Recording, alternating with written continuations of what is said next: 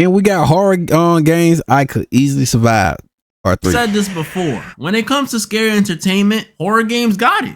But what if we took it a step further? What if instead of playing these games and controlling the characters, we went for that full immersive experience and we're in the games? Would we survive? Well, that's exactly what we're doing today. Today, ladies and gentlemen, once again, we gonna be going over some horror games I could easily survive. And I don't got no time to spare. Y'all know what we do. Strategy, game plan, thought process, and of course, some of the ones that I can't.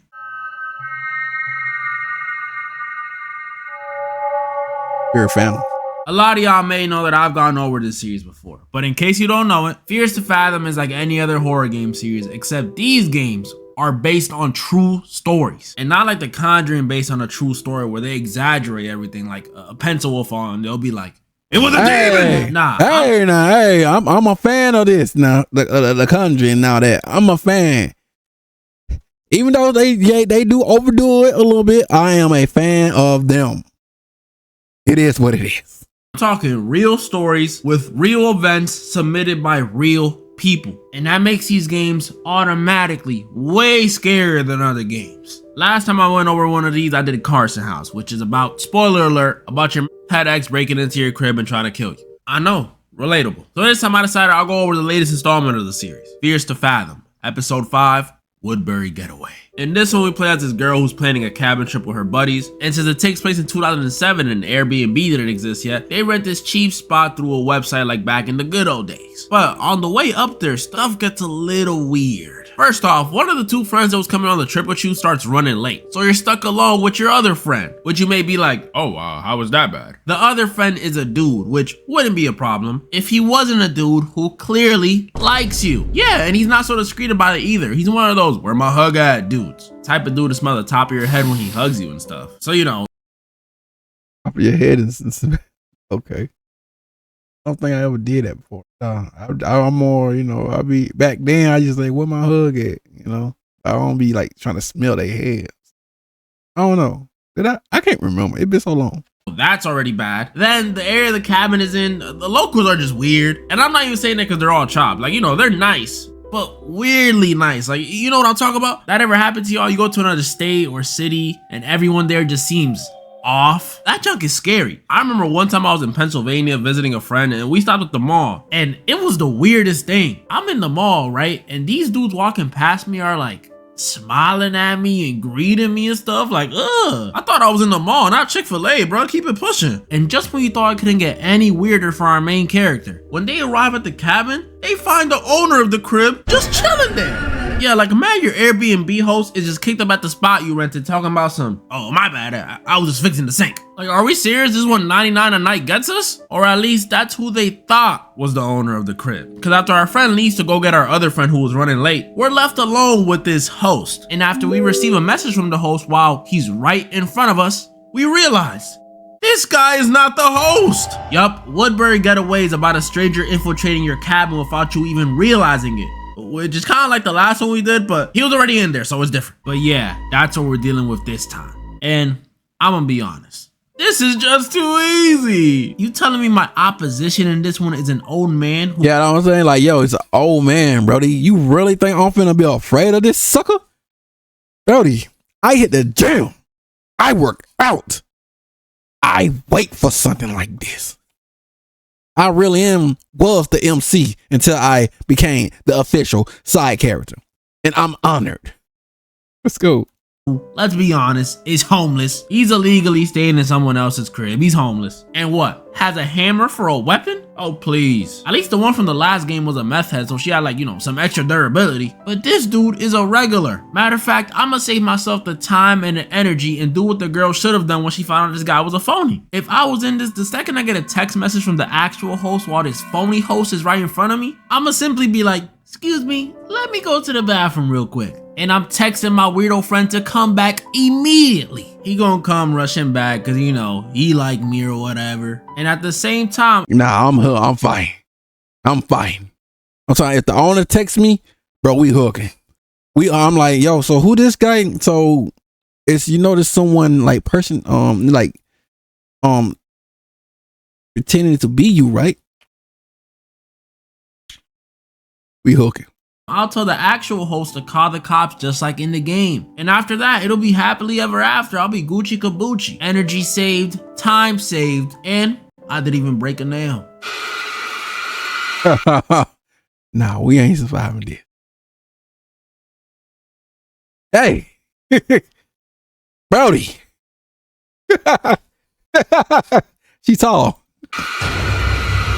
I know I had to bring it back. Once again, we got Resident Evil, but this time, Resident Evil 8. If you don't know this one takes place a few years after Resident Evil 7, where after saving our girl, we finally settled down and had a baby. Oh my goodness, can I get an applause? Can I get an applause? But although things started off good, we know something gotta go down. And this one might have one of the craziest intros to a game I've ever seen. Because within the first 2 seconds of this one, my wife, the mother of my child, the woman I hold so dear and cherish so much, gets gunned down immediately. And me and my baby both get kidnapped. Yup, and just like the last game, I'm tasked with rescuing my baby. But instead of it being from a Louisiana home, it is a whole castle. Yeah, just keep the baby, bro. At this point, I'ma just do a full reset. Do you know what I went through in Resident Evil 7 to get my girl back? Just to see her get mowed down right in front of me? Yeah, just keep it, bro. I already dealt with them hillbillies. You think I'm gonna go and rescue someone from a castle now? What you think I look like, Mario? I don't even know that baby that well for me to go face off against a freaking fish monster. Yeah, this thing right here, Brody. A doll maker. Yeah, y'all know how I feel about dolls. A lady who's practically She's too tall. Like, see, me, I can take them on, the little ones, but this one right here too tall for me to take on, Brody. Like, in this stage, I probably can handle her. But when she get in her final form, nah, Brody.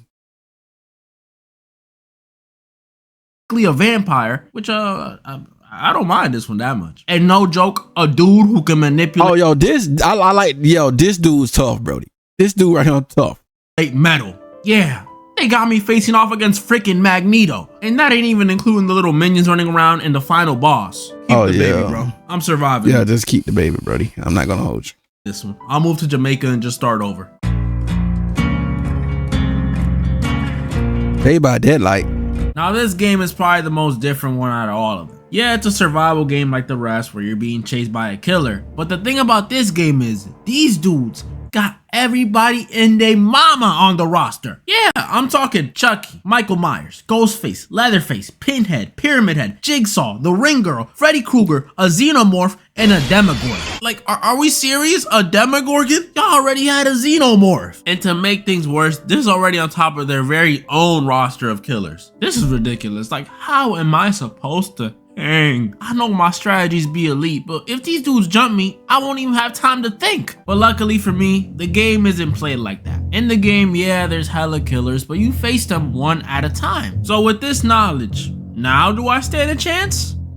No. Because even if you do manage to outrun these dudes, the only way to leave the airs in this game is to fix 5 generators, which is like, look at me. I look like I could do a lot of things. Swing a baseball bat, maybe run a... I mean, you got the Spider-Man outfit, so yeah, you really him. But fix a generator? Come on, y'all. Let's be real. Yeah, this is looking like a loss. And I know once the other 3 people I'm with get murked, there's a little hatch that opens up that you could escape through, but that's only if you find it. And I never did. Even in my most consistent era of playing this game, which was, I don't know, 2018, I would never find a hatch. So I'm not banking on that. I'm sorry. This was a loss, y'all. Don't get it twisted though. I ain't saying I'm losing to all the killers. Now when there's people like Chucky and Ghostface running around, you know they're getting whooped. But a majority of them, yeah, I won't lie, they got it.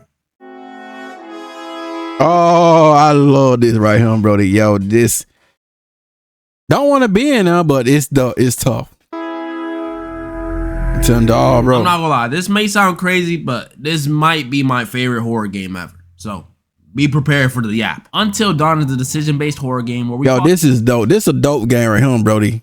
This group of teens or young adults who are staying at a ski lodge. Pretty dope trip. I gotta do it one day. But after playing a bit of a bad prank on one of their friends, it kinda sorta maybe leads to her and her sister's death. Yup.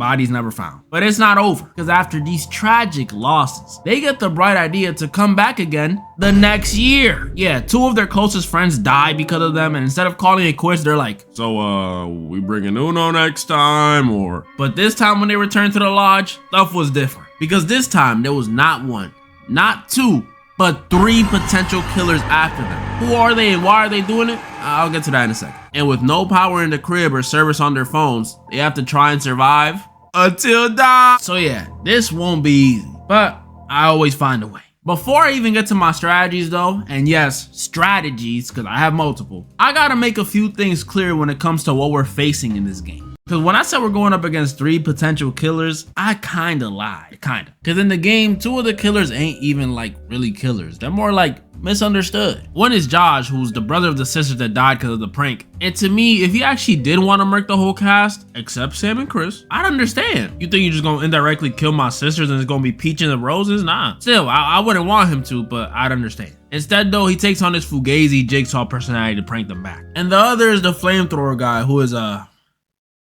not very well kept, but he's not a bad guy. As a matter of fact, he's actually trying to take out the real problem in this game, the Wendigo. A skinny, ugly, bald monstrosity. Hella strong, hella durable, hella fast, can imitate people's voices, and its only weakness is fire. This thing is a problem. And while you may be thinking, well, on the bright side, you only gotta worry about the one Wendigo, right?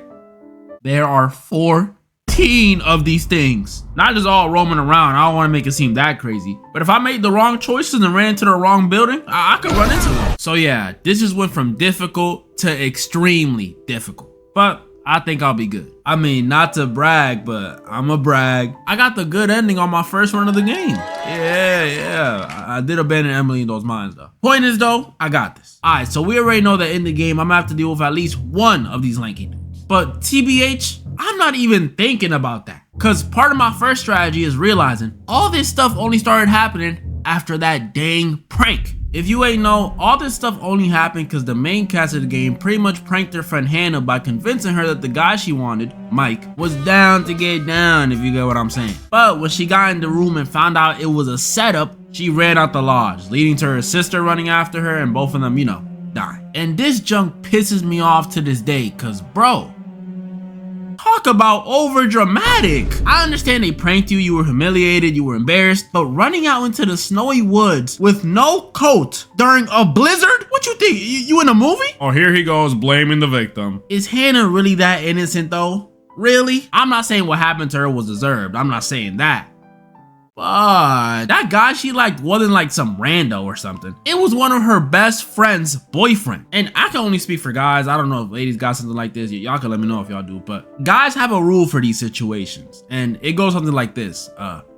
You don't do that. So honestly, a prank is calm compared to what I've seen other people get for doing the same thing. But I will say, where they dragged it was the whole recording thing. I was like, is that a selfie stick? The point is, all this happens because these dudes wanted to prank her and record her. Whether Hannah was being over dramatic or was innocent or whatever, doesn't matter in this situation. Because if I was in the game, this wouldn't happen at all. And that's my first strategy. If I was in the game, I would have caught off the prank. Put the selfie stick down, Matt. All of this could have been prevented if they just had a simple conversation. And the funny part is, the girl who orchestrated this prank wasn't even the girl that was dating Mike. It wasn't Emily, it was Jessica, the girl who ends up taking Mike from Emily later. So what was the point in all this? That's like me snitching on you because you attempted to go rob a bank and then I go rob that bank. Yeah, strategy 1, I'm calling off the prank. Even if I didn't know this other stuff, bullying is just not in my nature. Unless I'm on the game, I'm a pretty nice guy. But let's say all this stuff still does happen and I come back to the cabin the next year with the whole crew.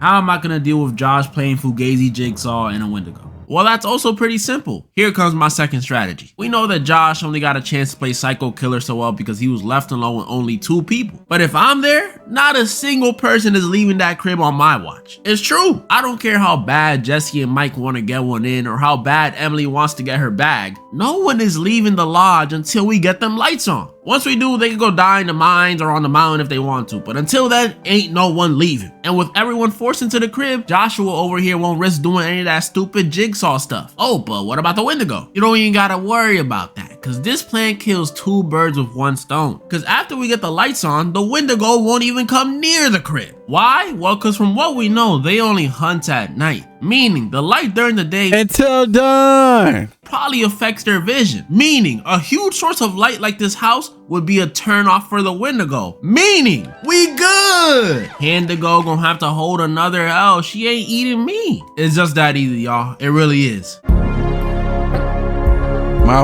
Mouthwash. This one was weird. A lot of y'all asked for this one. Mouthwashing is a horror game where we follow this crew aboard a spaceship who are stranded after some idiot on board caused their ship to crash. And with no one coming to save them and barely any supplies, they try and hold out with nothing but a little bit of hope and hella mouthwash. Crazy. Boom, we got the whole setup. Now before I continue, let me just say, this game is one of the most disturbing pieces of media I've ever experienced. Like, I don't know why I only thought movies could get this disturbing, but this game got it. And just like Dead by Daylight, this game is different than the rest of them. And not because of some difficulty thing, although it is pretty difficult. The thing with mouthwashing is, throughout the whole game, we're always the bad guy. If we're not playing as Jimmy, who, if you don't know, might as well be the devil. Like, he's a terrible guy and an idiot. Actually, the same idiot who crashed a spaceship. Yeah. This the good guy. This the MC. He's the good hero. And as Curly, who obviously isn't as bad as Jimmy, but bro, this man is the GOAT of doing nothing. I just can't be either of the main characters in this game. I refuse to. So for this scenario, let's just say I'm a part of the crew instead. What am I gonna do to get out this situation? I mean, what can I do? The ship is destroyed. We don't got much besides mouthwash. And if we step outside, it's space. So we're dead. What I will do though, even if I am gonna go out, I'm not gonna let this bum, stupid Jimmy waste any more of our precious oxygen on his ship. Forget all these time skips. Day 0 after the crash, me and Swansea paying Jimmy over here a visit and packing him up. After that, me and the rest of the crew could just slowly go out, cause hey, at least Jimmy's gone. Mouthwashing though, yeah, this is a loss. Parasocial is another Chili as Art horror game just like the first time around, but instead of playing as a barista, this time we playing as a VTuber. Play as a female streamer. Oh yeah, a female streamer. I thought it was a VTuber. All my Discord members, your dream has finally been fulfilled. Derica FDB is finally real, kitty headphones and all. But being a female streamer ain't all sunshine and rainbows. Cause yeah, I already know some of y'all gonna be like, what you mean? You could just boot up a hot tub stream and run up some donos. Nah. It ain't that sweet. I mean, I could do that. But my point is, there's things that come with it. Whether you're playing into the meta or just being regular, as a female streamer, you gotta be careful. Cause them same dudes donating, spamming W's, you know, tier 3 sub for 4 years, could be the same ones thinking you their girlfriend and following you home. Yeah, for real. That's the part you gotta be careful with. And that's exactly what this one's about. Parasocial relationships. Meaning, we got another stalker on our hands, ladies and gentlemen. So that should be easy, right? Just pop my domain like I did last time and I win. Nah, cause in this game, it's a bit more elaborate than that. You see, the stalker in this game has multiple chances to get me. But for some reason, he don't. He sees me at the store, he sees me in the elevator. The dude even gets into my apartment and he don't do nothing. What is wrong with you? What, you just stalking me for the love of the game, for sport? Try and kill me already. This dude even pulls up on me in the coffee shop and yeah, he really about it, bro. And sorry, bro, he's really about it. Watching my VODs right next to me. Now, I'm not gonna lie, if one of y'all pulled this on me, just expect to get popped or the authorities called on you immediately. I'm not playing. But the point is, this dude is just not doing anything. Instead, what he'll do is he'll pull up to my stream and say all this weird stuff in my chat, like, what is going on? Y'all know I don't stalk people often, so I don't know too much. But this isn't regular stalker activity. He would have struck by now. So what is going on? Well, it turns out, while you do have a stalker, it's not actually a tier 15 sub from your streams. It turns out it's your ex, and not just him, but someone he hired to stalk you. His uncle who's pretending to be a cop so you don't go to them, and his mama who's pretending to be the building manager to monitor you. How the frick did he get his mama in this? And he's doing all so he can look like a hero when he comes to save you from your stalker and get back with you. I ain't gonna lie, that's a crazy W move though. That's a W play. I mean, don't do nothing like that, but that's a tough plot. No. insane. And while I am pretty smart, you know, I know big words, homeostasis, I don't think I would figure this out. So then how would I deal with this? Well, after some thinking, it hit me. Bro, I'm a streamer, a female streamer. Sorry, I just like doing that effect. It has nothing to do with it. But I'm a streamer, a pretty successful one at that. 2K live viewers, that's pull. And that pull is gonna be what wins me this one. Imagine this. The stalker, after successfully following me around for the day, tuned into my stream to torment me and send me some more cryptic messages or whatever. As soon as I see his messages pop up on the feed, all he gonna hear is, yo chat, find out where this guy lives. His heart gonna immediately drop. Hey, the chat can get real toxic.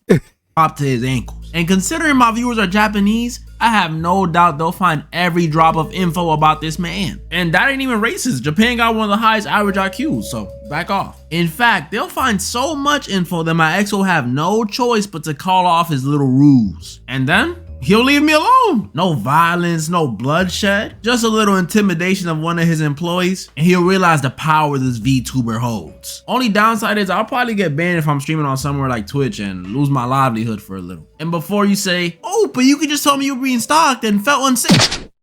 You think Twitch cares about their streamers' safety? Nope, but parasocial, I'm surviving. That was pretty much all the horror games I wanted to go over this time, and y'all know what to do. Comment down below the ones you guys think I was wrong or right about. And I can't believe I'm saying this, but y'all, we are 120,000 subs away from that mill. Like, it's actually crazy. I don't even know what to say. I ain't gonna celebrate too early because you never know, but thank you guys so much. We still got that charity thing going on at the end of the year, so keep sending in some charities y'all want to see me donate to. That's already 8.8K secured for charity. Y'all are amazing. That what's up. And there you go, ladies and gentlemen. Yeah, man. Good thing, but I ain't surviving those hard. You already know. Link up on our screen, let's go.